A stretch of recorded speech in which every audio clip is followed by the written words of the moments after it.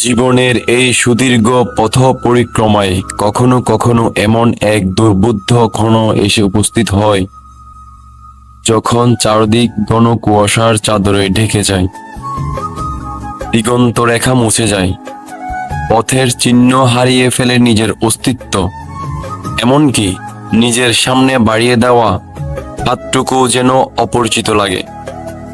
আমার জীবন তরি আজ তেমনই এক রহস্যময় কুহেলিকে আবৃত, যেখানে আলো আছে কিনা সেই বিশ্বাসটুকু বারবার টলে যায়। এক বুক স্বপ্ন, এক সাগর আশা, আর হৃদয়ের অন্তঃস্থল ভরা প্রত্যাশা নিয়ে যাত্রা শুরু করেছিলাম বটে, কিন্তু আজ মনে হয় সমস্ত পথ এসে কোনো অজানা মোড়ে স্তব্ধ হয়ে দাঁড়িয়ে আছে। সামনে এগোবো নাকি ফিরে যাব অতীতে নিশ্চুপ প্রান্তরে, এই দ্বিধার দোলাচলে আজ আমার গন্তব্য বড়ই অনিশ্চিত। যে লক্ষ্যকে একদিন ধ্রুবতারা ভেবে বুকের আকাশে স্থান দিয়েছিলাম, আজ সেও মেঘের আড়ালে মুখ লুকিয়েছে। যেই স্বপ্নকে মনে হয়েছিল চিরন্তন আলোর প্রদীপ, আজ তার শিখাও দুলে উঠেছে অনিশ্চয়তার বাতাসে। চারপাশের এই ধোঁয়াশা যেন শুধু বাইরের পৃথিবীকে নয়, অন্তরের আকাশকেও গ্রাস করেছে।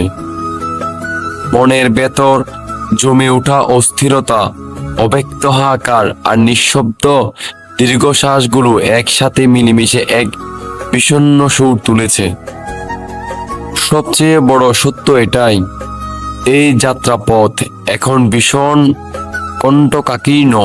প্রতিটি পদক্ষেপে অদৃশ্য কাঁটা বিঁধে যায় পায়ের তলায়, প্রতিটি মুহূর্তে ক্ষতবিক্ষত হয় হৃদয়ের গোপন স্বপ্নেরা। যেই ফুলের বাগান ভেবে পথ ধরেছিলাম, সেখানে আজ শুধু শুষ্ক ডালপালা আর বিষণ্ণ জোড়া পাপড়ির স্তূপ। মসৃণ কোনো রাস্তার আশা এখন বিলাসিতা মাত্র, শান্তির কোনো ছায়া এখন অলীক কল্পনা। প্রভু, থেমে থাকার উপায় নেই, কারণ থেমে যাওয়া মানেই নিজের কাছে পরাজয় স্বীকার করা।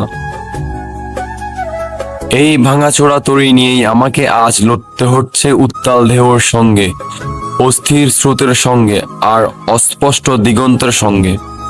কখনো ঝড় এসে পাল ছেড়ে দেয়, কখনো বৃষ্টি এসে দৃষ্টি কেড়ে নেয়, কখনো রাত নামে এত গভীর যে নিজের হৃদস্পন্দন ভয় জাগায়। তবু কোথাও এক বিন্দু আগুন এখনো নিভে যায়নি।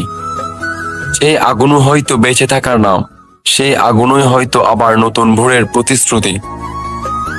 জানি না এই কুয়াশার কবে কাটবে, জানি না সামনে কোনো কুল আছে কিনা, জানি না এই ক্লান্ত বইটা আর কত দূর টানতে পারবে আমাকে। হয়তো মাঝ পথেই হারিয়ে যাব সময়ের অতল গহ্বরে, হয়তো কোনো এক অচেনা তীরে ভিড়বে আমার ক্লান্ত জীবন তরি। কিন্তু তবু এক অদ্ভুত জেদ, এক অমুক টান, এক নীরব প্রত্যয় আমাকে থামতে দেয় না। তাই শত ক্ষত, শত ব্যর্থতা, শত অনিশ্চয়তাকে সঙ্গী করে আমি বেসে চলেছি অজানার উদ্দেশ্যে।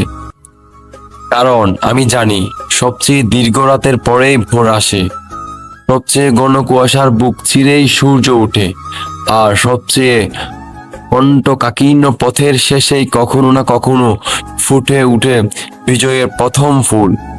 তাই আজও আমি চলেছি ভাঙা হৃদয়, ক্লান্ত চোখ, তবু অবিচল প্রাণ নিয়ে। হয়তো পথ হারিয়েছি কিন্তু আশা হারাইনি, হয়তো দিশাহারা হয়েছি কিন্তু থেমে যায়নি। এই তো জীবন, হারিয়ে গিয়েও এগিয়ে চলার আরেক নাম।